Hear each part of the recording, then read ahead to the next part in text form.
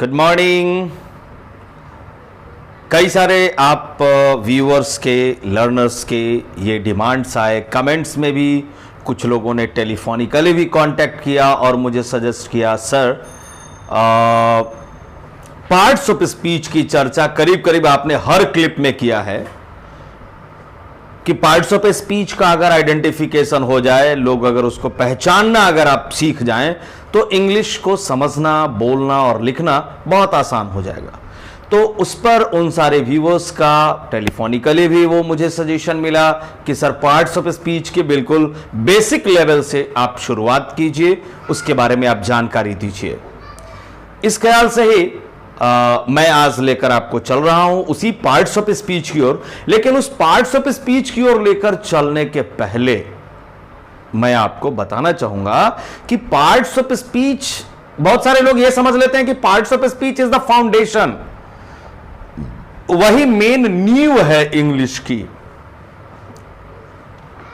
Parts of speech topic को, उस heading को, उस टाइटल में आप देख रहे हैं, जब उस पर गौर करते हैं तो आपको मिलता है पार्ट्स ऑफ स्पीच में 3 वर्ड्स हैं। Number 1 parts, that is a noun plural of preposition and speech noun.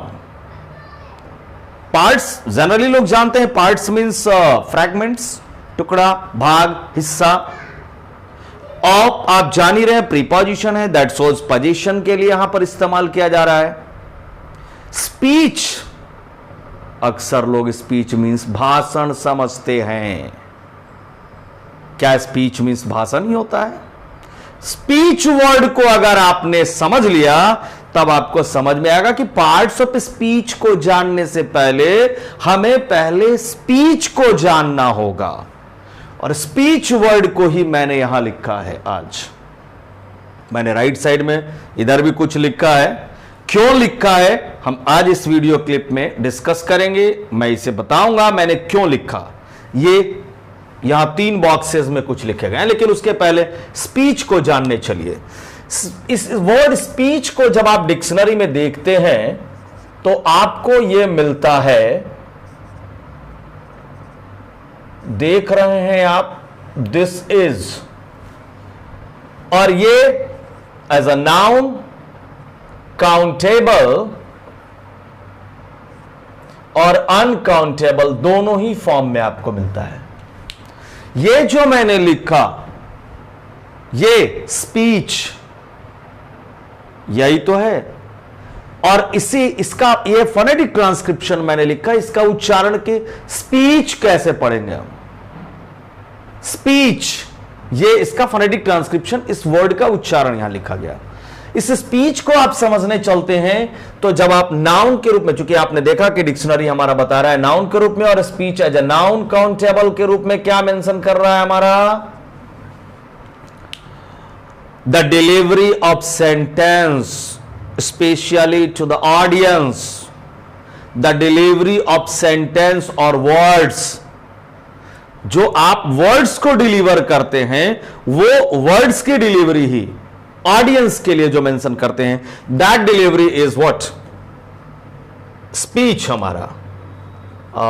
आप ये इसको नाउन काउंटेबल के रूप में कहेंगे, set of words one delivers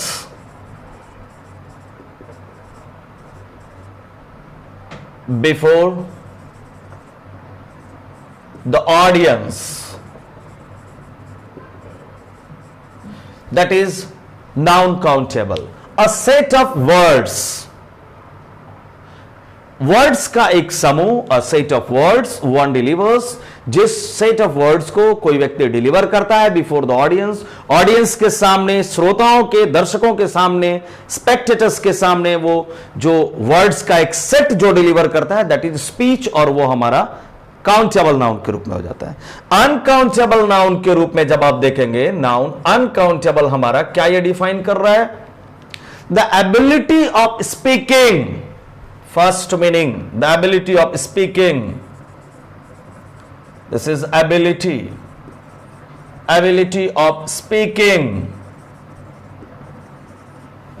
and second uncountable noun के रूप में ही speech means the voice, speech means the voice or the sound that is articulated or produced through the mouth during speaking.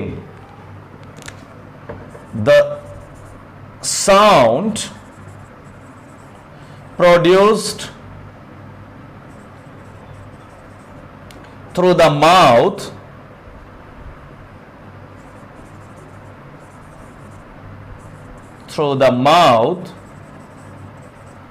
during speaking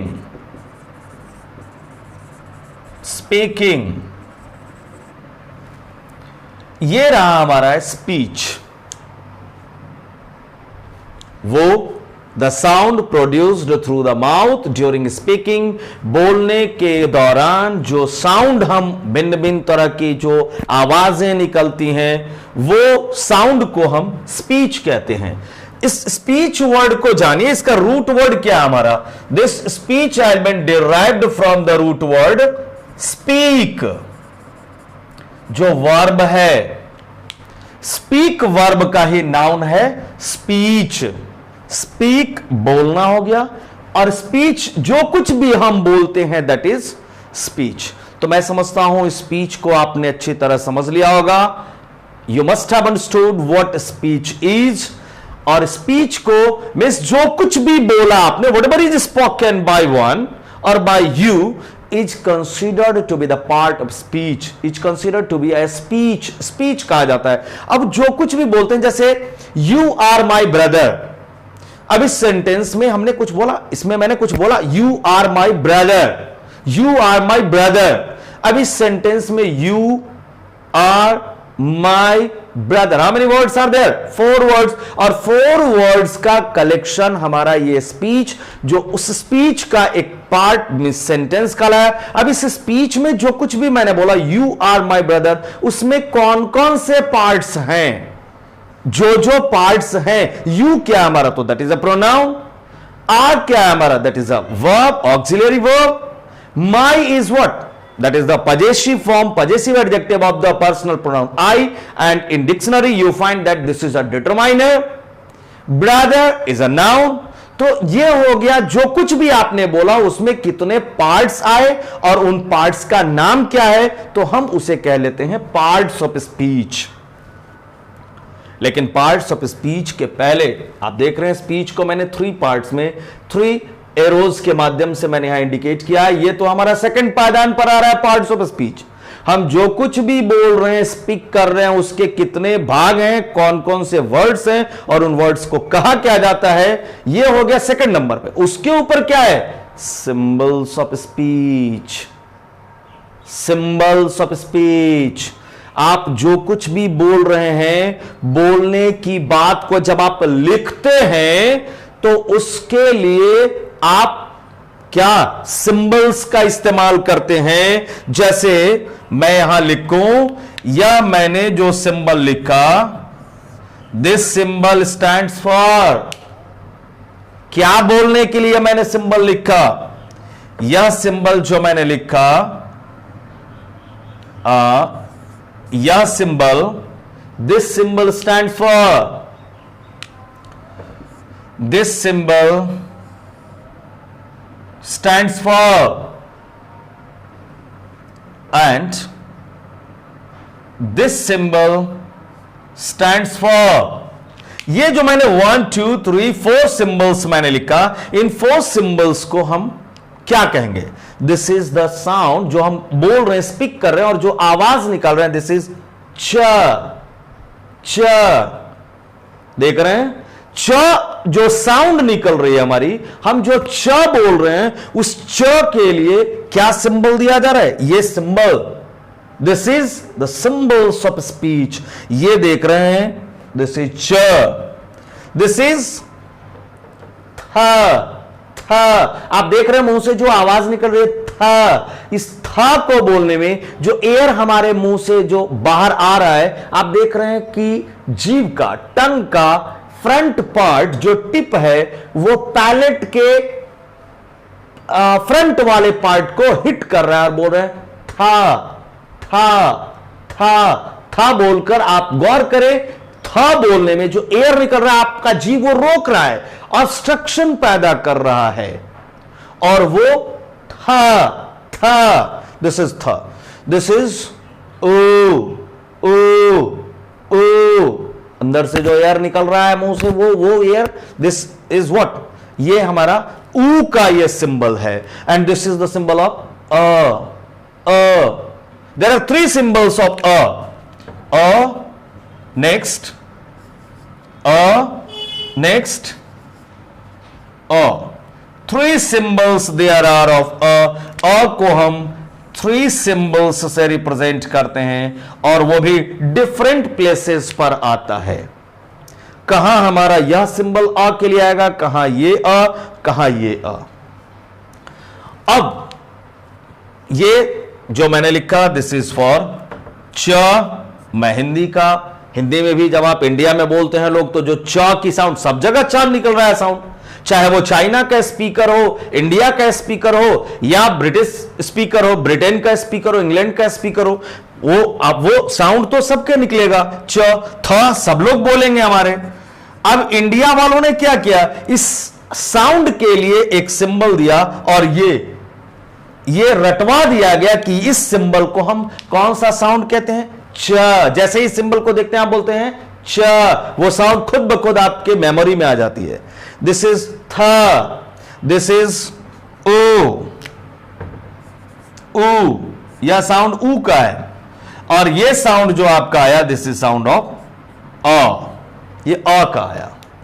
विस्तार से हम लोग देखेंगे इस सिंबल्स ऑफ स्पीच के तहत, लेकिन वो अगले भाग में, क्योंकि सबसे पहले कई बार से और काफी दिनों से ये डिमांड आ रहा है लोगों का कि सर फोनेटिक्स पर चर्चा जरूर की जाए, तो यही सिंबल्स ऑफ स्पीच का हम जो स्टडी करते हैं, हम जो बोल रहे हैं, हमारी जो आवाज आ रही है स्पीच में के तहत, बोलने के क्रम में भिन्न भिन्न तरह की आवाजें निकल रही हैं, तो वो बोलने के क्रम में निकलने वाली आवाजों का जो कुछ खास सिंबल से रिप्रेजेंटेशन होता है, उनका स्टडी हमारा क्या कहलाता है, दैट इज कॉल्ड फोनेटिक्स।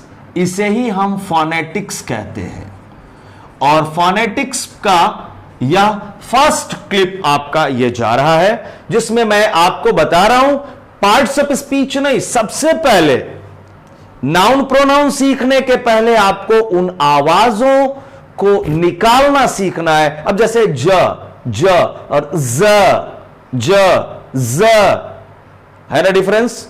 तो इस तरह से हम लोग उस फोनेटिक्स के तहत फिर अगले सेकंड जो वीडियो क्लिप हमारा आएगा उसमें हम लोग पूरे सारे सिंबल्स कितने हैं, क्योंकि जनरली लोग समझ लेते हैं कि इंग्लिश का मतलब कि ए से जेड तक अगर आपने याद कर लिया, जो मैंने अभी बोला ए से जेड तक, ए जो बोला मैंने यह भी मैंने गलत प्रोनाउंसिएशन किया।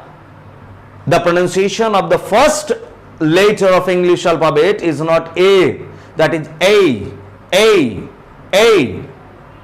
ओके, तो एक एक लेटर का सबसे पहले प्रोनाउंसिएशन आपको सीखना जरूरी है। आप जब डिक्शनरी में देखेंगे, उन स्टैंडर्ड डिक्शनरी में आपको मिलेगा, आप एक एक लेटर का डिक्शनरी में देखिए फ्रॉम ए टू जेड, जब आप जेड तक देखेंगे फ्रॉम ए टू जेड, अब उसमें आपको मिलेगा प्रत्येक लेटर का क्या उसका फोनेटिक ट्रांसक्रिप्शन है, फोनेटिक सिंबल क्या है, हम उसे कैसे प्रोनाउंस करते हैं। कम ऑन नाउ, तो सबसे पहला ये स्पीच का सिंबल्स आपको जानना है। ऐसे ऐसे कई सारे, ये सारे हमारे कॉन्सोनेंट फोनेम्स के तहत आ जाते हैं। ये दो दीज आर अंडर कॉन्सोनेंट फोनेम्स, ये चौर था, और ये हमारे आ गए वावेल फोनेम्स के तहत। अब ये कॉन्सोनेंट फोनेम्स क्या है, consonant phonemes, phonemes and vowel phonemes. Vowel फोनेम्स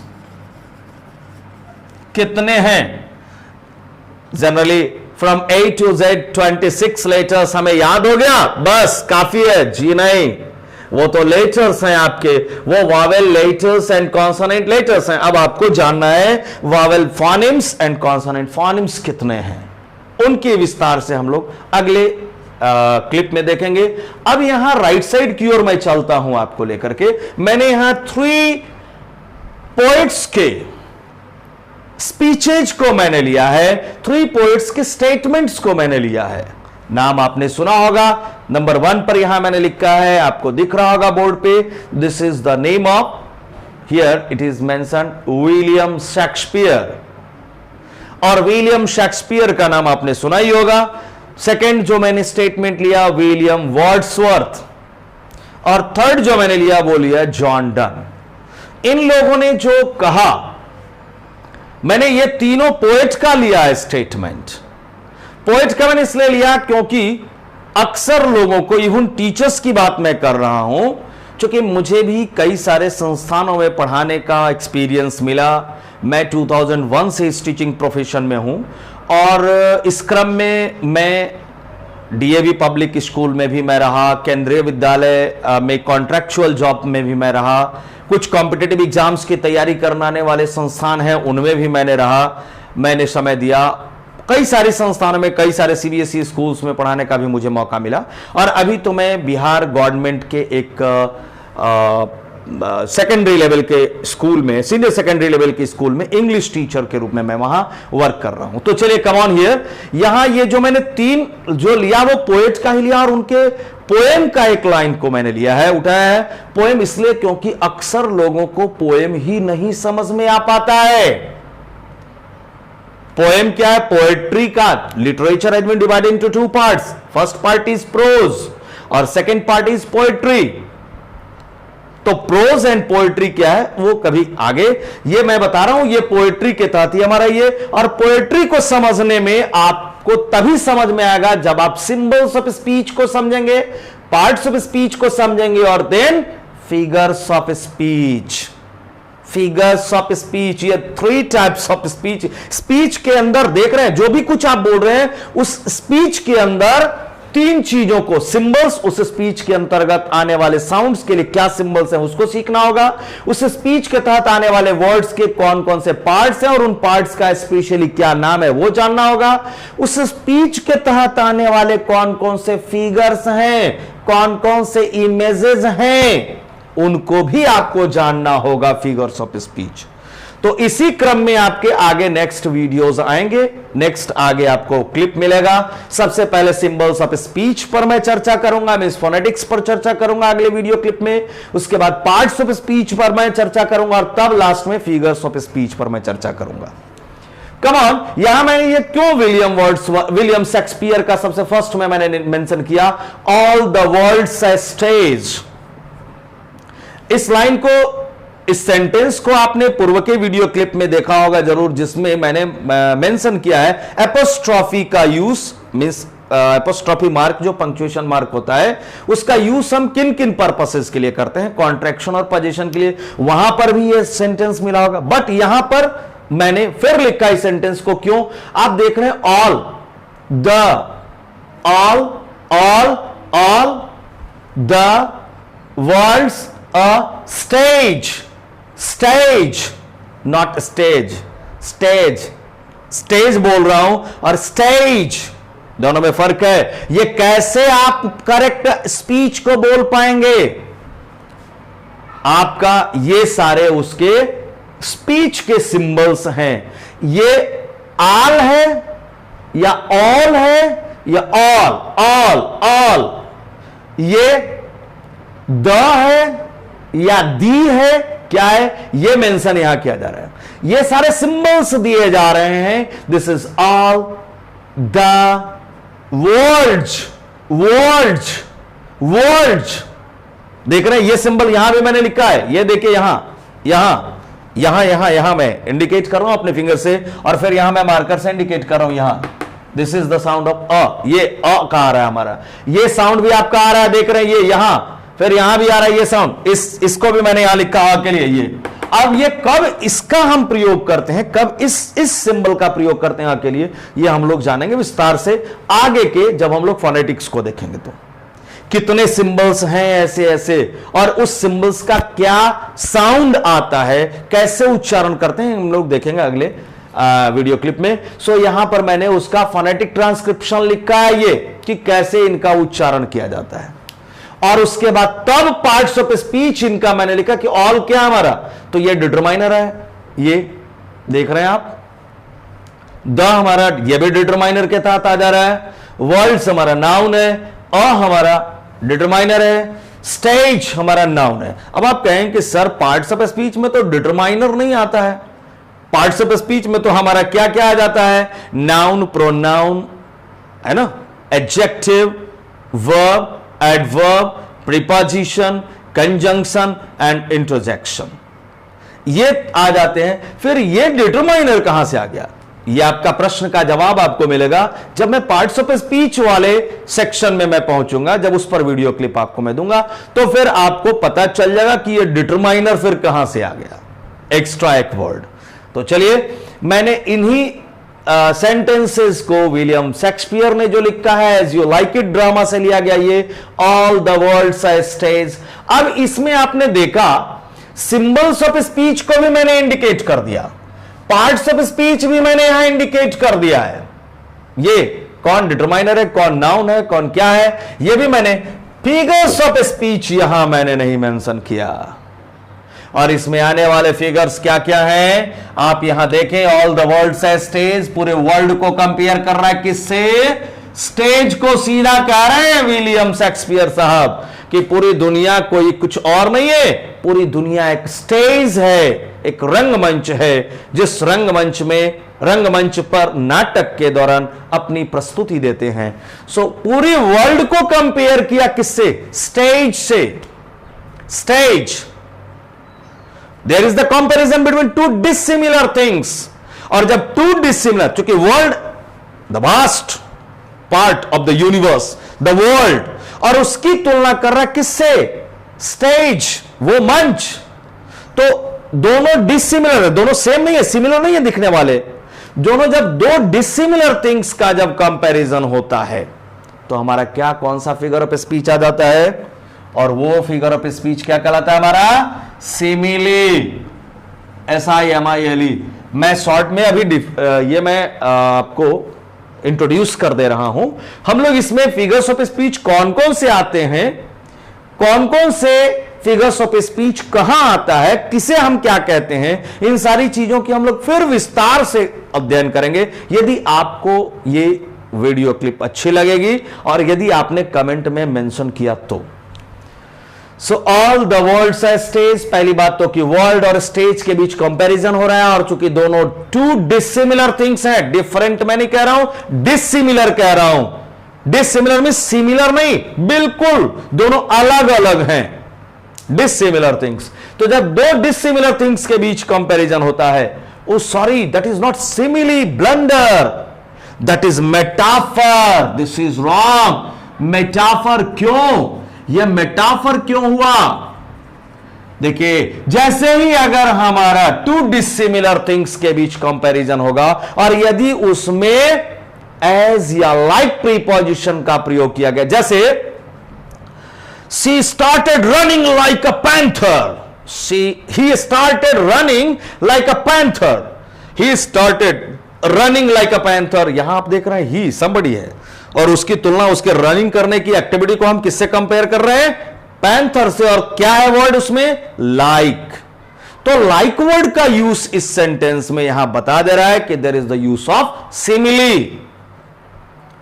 she looks like a red red rose, ये मैं बता रहा हूं, पोएम का नाम है, मैथ्यू आर्नल्ड की पोएम है, the rime of the ancient mariner. Matthew Arnold, sorry not Matthew Arnold, ST Coleridge. Matthew Arnold का तो स्कॉलर जिप्सी है, मैं एसटी कॉलरिज की poem the rime of the ancient mariner में, वहां जो ब्राइड है, जो दुल्हन है, उस दुल्हन की सुंदरता को एक्सप्लेन करने के लिए क्या मेंशन किया है, the bride enters the marriage hall like a red red rose. क्या गौर किया आपने, द ब्राइड, दुल्हन एंटर करती है मैरिज हॉल को like a red red rose, एक लाल रंग के, वो एकदम गुलाब के फूल की तरह।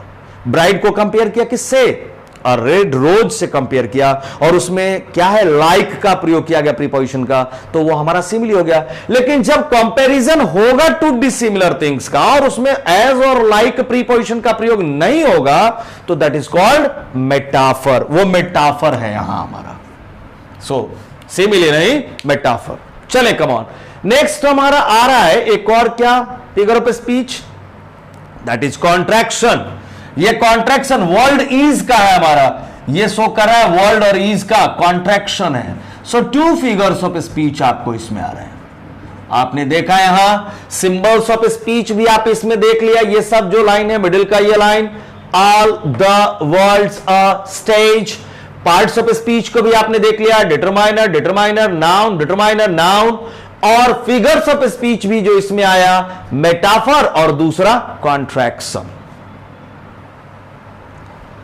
All the worlds are stage, इसके साथ साथ यहां इसमें एसोनेंस का भी प्रयोग कर सकते हैं, बिकॉज दो वॉवेल साउंड से शुरू होने वाले टू वर्ड्स हैं यहां हमारे, all and a. All and means if there is the order, if there is the flow of the words starting with the vowel sound, that figure of speech is known as what? Assonance. उसको assonance, तो हमारा एक और assonance भी इसमें आ जाएगा। Number 2 की ओर मैं चलता हूं। विलियम वर्ड्सवर्थ की पोएम से मैंने उठाया है और ये लिरिकल बैलेड से लिया गया और ये बहुत कॉमन सा ये आपका ये लाइन है। अक्सर चूंकि इंग्लिश वाले और जो लिटरेचर जिन्होंने स्टडी की है, निश्चित तौर पे ये सारे लाइन से बहुत सारे ऐसे पोएम्स हैं जिनके इंपॉर्टेंट लाइंस की चर्चा जरूर कर दी जाती है और वहां हो जाती है। यहां आप यहां देख रहे हैं इस विलियम वर्ड्सवर्थ के लाइन में, a slumber did my spirit seal, a slumber did my spirit seal. ये देख रहे हैं हमारा यहां, ये फिर उसके सिंबल्स ऑफ स्पीच को दर्शा दिया गया है यहां, a slumber did my spirit seal. उसके बाद आप देख रहे हैं पार्ट्स ऑफ स्पीच को भी यहां इंडिकेट कर दिया गया, determiner a, slumber is noun, did verb auxiliary verb, my determiner possessive adjective, spirit noun and seal verb। इसमें आने वाले फिगर्स ऑफ स्पीच कौन कौन से हैं? तो इसमें आने वाले हमारे फिगर्स ऑफ स्पीच, सबसे पहला नंबर 1 है हमारा, आप देख रहे हैं स्लम्बर। इसका फर्स्ट लेटर, फर्स्ट साउंड क्या है, लेटर नहीं साउंड क्या है, स्लम्बर का फर्स्ट साउंड है हमारा स। स्पिरिट स, सील स, स, तीन वर्ड्स आ रहे हैं। There are 3 words that start with the स sound in the same line, so this arrangement is called alliteration. इसको क्या कहते हैं? एलिट्रेशन कहते हैं, एलिट्रेशन। ये फिगर ऑफ स्पीच हमारा यहां एलिट्रेशन का प्रयोग किया गया। ये एलिट्रेशन, एलिट्रेशन जैसे एक हिंदी की एक कभी लाइन याद आ गई मेरे मन में, मैं चाहता हूं कि उसको मैं बता दूं। हिंदी में भी ठक ठेक ठोकता है जब नर, पर्वत के जाते पांव उखड़, मानव जब जोर लगाता है पत्थर पानी बन जाता है। आपने देखा फर्स्ट पहली पंक्ति में यहां आपने देखा ठक ठेक ठोकता, 3 वर्ड से स्टार्ट हो रहे हैं और एक ही पंक्ति में 3 वर्ड्स और तीनों का स्टार्टिंग साउंड, शुरुआती शब्द क्या है, शुरुआती जो आवाज आ रही है वो क्या, ठ से शुरू हो रही है, ठक ठेक ठोकता। तो उसे ही हिंदी में आप क्या कह लेते हैं? करेक्ट, अनुप्रास अलंकार। वो अलंकार है figures of speech, that is imagery, जिसे हम रेटोरिक्स भी कहते हैं। सो यहां हमारा पहला इसमें जो फिगर्स ऑफ स्पीच आ रहा है, फिगर ऑफ स्पीच वो है हमारा एलिट्रेशन का। और क्या है जी, क्या इसके वर्ड्स हमारे प्रॉपर वे में अरेंज्ड हैं? A slumber did my spirit seal, no no no. A slumber ने, slumber noun means the state और the condition of sleeping, countable noun के रूप में हमारा यहां है। तो स्टेट और कंडीशन ऑफ स्लीपिंग मीन्स वो एक नींद, स्लम्बर। उस नींद ने, उस एक सिचुएशन ने क्या कर दिया, did seal my spirit. Seal is the transitive verb. My spirit is the object to the transitive verb seal. उस slumber ने did seal. हम did का प्रयोग क्या स्टेटमेंट में करते हैं? He did write this letter या he wrote this letter. Correct? He did write this letter is wrong. He wrote this letter is right. लेकिन कहते हैं ना, बड़े लोग जब गलती करते हैं तो उनकी गलतियों को गलती नहीं कहा जाता है। समरथ के नहीं कछु दोष गोसाई, उनकी गलतियां वो कहते हैं क्या कि इसको स्टैंडर्ड बना दिया उन्होंने, एडवांस्ड कर दिया, और उसी एडवांसमेंट के तहत इसका क्या क्या कर दिया, वर्ड्स का ऑर्डर चेंज कर दिया उन्होंने। होना क्या चाहिए था? A slumber sealed my spirit, grammatical order के तहत। स्लम्बर हमारा क्या सब्जेक्ट के रूप में, सिल्ड हमारा V2 finite verb transitive verb के रूप में। किस चीज को? What did a slumber seal? A slumber did seal my spirit. My spirit is here the object. अभी सील ट्रांजिटिव वर्ब का ऑब्जेक्ट के रूप में आ रहा है हमारा ये माई सील, आपने यहां देखा। इस ढंग से ये हमारा प्रॉपर अरेंजमेंट हो जाएगा। अ स्लम्बर सील्ड माई स्पिरिट। तो वर्ड्स जो आपने देखा ग्रामेटिकल ऑर्डर में हमारा क्या आना चाहिए था? सबसे पहले सब्जेक्ट, उसके बाद फाइनाइट वर्ब, उसके बाद यदि ऑब्जेक्ट है तो ऑब्जेक्ट। लेकिन यहां क्या कर दिया? सब्जेक्ट के बाद सीधा उन्होंने ऑक्सिलियरी वर्ब मेंशन किया, फिर उसके बाद उन्होंने ऑब्जेक्ट मेंशन किया, और जिसका ऑब्जेक्ट है वो ट्रांजिटिव वर्ब को बाद में मेंशन कर दिया है। मिस ग्रामेटिकल ऑर्डर को फॉलो नहीं किया, और नहीं फॉलो करना इसे क्या कहते हैं लिटरेचर की भाषा में? इट इज कॉल्ड हाइपरबैटन या इन्वर्शन। इसे कहते हैं हम इन्वर्शन। एक दूसरा हमारा जो फिगर ऑफ स्पीच यहां आ रहा है, दिस इज कॉल्ड इन्वर्शन या हाइपरबैटन। हाइपरबैटन ये रहा हमारा फिगर ऑफ स्पीच। तो इसमें भी आपने देखा दो फिगर्स ऑफ स्पीच हैं। ऑल द वर्ल्ड्स है स्टेज में भी टू फिगर्स ऑफ स्पीच हैं, एक आपका मेटाफर और एक कॉन्ट्रैक्शन। सेकंड आया हमारा एलिट्रेशन एंड इन्वर्शन या जिसे हाइपरबैटन कहते हैं। नंबर 3 की ओर चलता हूं मैं। John Donne. जॉन डन जो कि मेटाफिजिकल पोएट कहते हैं, फिजिकल नहीं metaphysical, beyond the physical world, जिनकी सोच फिजिकल वर्ल्ड से अलग है। देखिए उनके फर्स्ट पोएम, उनकी पोएम की जो उन्होंने लिखा है, जॉन डन का सेलेक्टेड पोएम्स नाम से बुक है मार्केट में अवेलेबल, और ग्रेजुएशन इंग्लिश से ग्रेजुएशन करने वाले स्टूडेंट्स को मगध यूनिवर्सिटी में BA पार्ट 1 में ये पढ़ने को भी है। Selected poems of John Donne, उसमें आपको डेथ बी नॉट प्राउड, उस बुक में आपको ये पोएम मिलेगी। उसका टाइटल जो फर्स्ट हेडिंग आ रहा है वो मैंने यहां मेंशन किया है, death be not proud. There are 4 words in this speech, in this statement. अब ये देख रहे हैं उसके ठीक नीचे आप देख रहे हैं उसका सिंबल्स ऑफ स्पीच आया, डेथ, बी नॉट प्राउड। उसके बाद उसका पार्ट्स ऑफ स्पीच मैंने लिखा है, नंबर यहां सेकंड पार्ट्स ऑफ स्पीच को लिखा मैंने, और ये रहा हमारा noun. Death is noun, die verb का है, die verb, death noun, dead adjective, adjective, and be death be not is adverb, proud is adjective. So now here अब इसमें देखें कि कौन कौन से figures of speech, symbols of speech तो मैंने इंडिकेट कर दिया सेकंड लाइन में, पार्ट्स ऑफ स्पीच मैंने थर्ड लाइन में इंडिकेट कर दिया है। अब फिगर्स ऑफ स्पीच इसमें आने वाले कौन कौन से हैं? So death be not proud, आप देख रहे हैं क्या कहा जा रहा है? Oh death, hello death, generally you think that you are mighty, no no, I condemn this fact, I know what you are. Challenge करते हैं ये जॉन डन डेथ को, तुम ये जो समझते हो कि दुनिया के लोग मुझसे डरते हैं कि मैं डेथ हूं और मेरे नाम के सुनते ही लोग कांप उठते हैं, मैं बता दूं उस डेथ को चैलेंज किया है जॉन डन ने जी। और क्या कहा? Death be not proud, proud मत बन, घमंड मत कर, तेरी सारी स्थिति को मैं अच्छी तरह जानता हूं, तुम क्या हो, what you are is already and is clearly none to मी।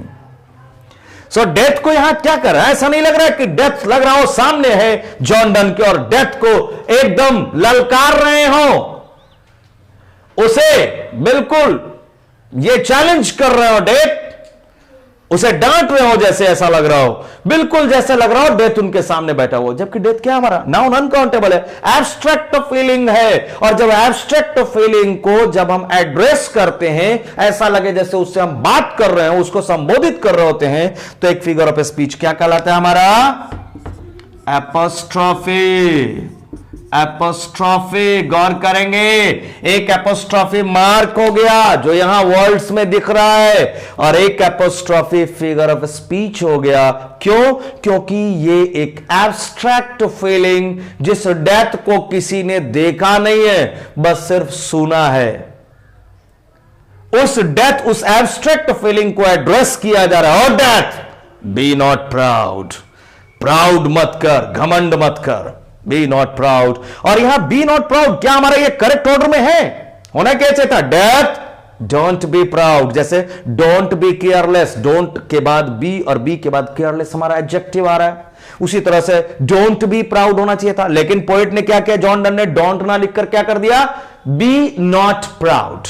फिर ग्रामेटिकल ऑर्डर का देख रहे हैं, तोड़ रहे हैं, ग्रामर के रूल को तोड़ रहे हैं। तो ग्रामर के रूल को तोड़ना क्या करा हमारा, उसके वर्ड्स के ऑर्डर को तोड़ना, जो ग्रामर का रूल है जिसके तहत हम वर्ड्स ना लिख करके मेरी मर्जी हम चाहे जो करें, चूंकि कहावत है ना, जहां न पहुंचे रवि वहां पहुंचे कवि, उसी के तहत यहां देख रहे हैं। फिर यहां पर भी वर्ड्स के ऑर्डर को नहीं फॉलो किया गया, और जब ऑर्डर को फॉलो नहीं किया गया तो दूसरा हमारा क्या यहां मिला, कौन सा फिगर ऑफ स्पीच है ये, वो है हमारा इन्वर्शन। इन्वर्शन, और इसे हाइपरबैटन भी कहते हैं, हाइपरबैटन। तो आज का ये वीडियो क्लिप मेरा टारगेट था, मेरा ऑब्जेक्टिव था, मैंने ये लेकर के चला था कि पार्ट्स ऑफ स्पीच का जो आपकी तरफ से जो डिमांड आ रहा था कि सर पार्ट्स ऑफ स्पीच से बिल्कुल लेकर के चलिए, तो पार्ट्स ऑफ स्पीच को लेकर चलने के पहले आपको समझना था, समझाना था स्पीच को कि स्पीच क्या है। स्पीच को मैंने यहां बता दिया व्हाट स्पीच इज। उसके बाद फिर स्पीच के बाद मैंने बताया कि स्पीच में आपको 3 पार्ट्स को, 3 चीजों को आपको जानना है।